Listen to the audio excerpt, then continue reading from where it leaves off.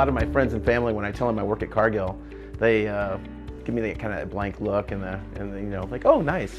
But when I start telling them about some of the great things that we do, the ingredients that the foods that our ingredients go into, then they understand better, right? So extruded curls, snacks, or whatever. Then they're like, oh, well, I eat those. And I'm like, yeah, I know, I eat them too. That's why I work at Cargill, right?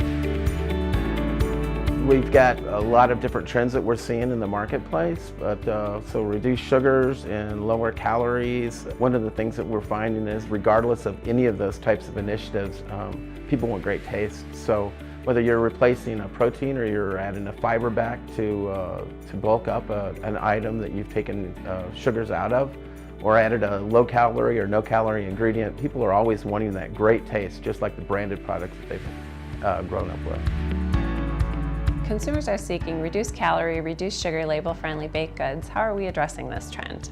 So it's not just a simple one solution fits one type of problem, and typically we have to address it through a number of different tools today. So there's a lot of new innovations out on the market, but we here at Cargill have a pretty broad portfolio. So when people are looking to do either a more label-friendly, or they're doing reduced sugars or reduced calories, we have a number of different tools that we can combine in order to help them get to the goals that they're looking for and the different types of food that they're innovating around. How do you make a low or zero-calorie baked good taste great? Well, first of all, you have to identify what ingredients you're going to want to replace. Sugar, for instance, has 4 calories per gram. Oils have 9 calories per gram. Proteins have 4 calories per gram. But let's take sugar for an example.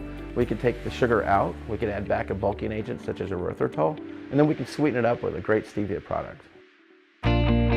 What people want are traditional type of cookies with the texture and taste, the spread, the color, and sometimes when you have different ingredients that are going into some of these baked goods, that doesn't always work in a one-to-one. So you're just taking out 8 grams of sugar and replacing that with one of the different types of ingredients we have in our portfolio may help you on the sweetness side, but not necessarily have the same spread or the texture or the look. But everybody wants that great taste, and everybody wants to be able to have something like their grandmother made for them when they were a kid.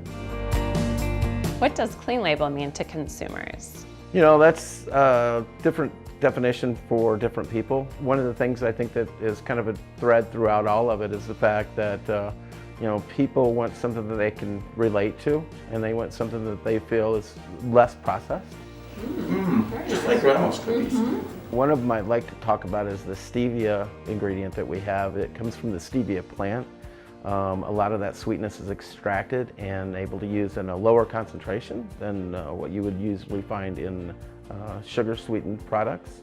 And being more of a natural base, being from a plant, people can relate to that.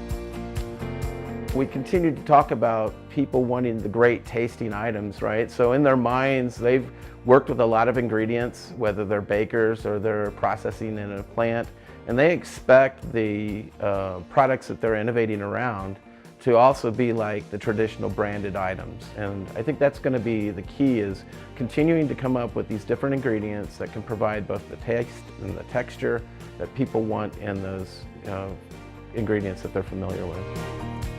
I think we're just getting started, honestly, because there's fiber solutions, there's sweetener solutions, there's bulking agents that are out there. We've got non-GMO, we've got organic. I think we're on the front end right now of a kind of a revolution in food ingredients. I'm Keith Smith, and I am the Regional Technical Lead for Sweeteners and Starches North America.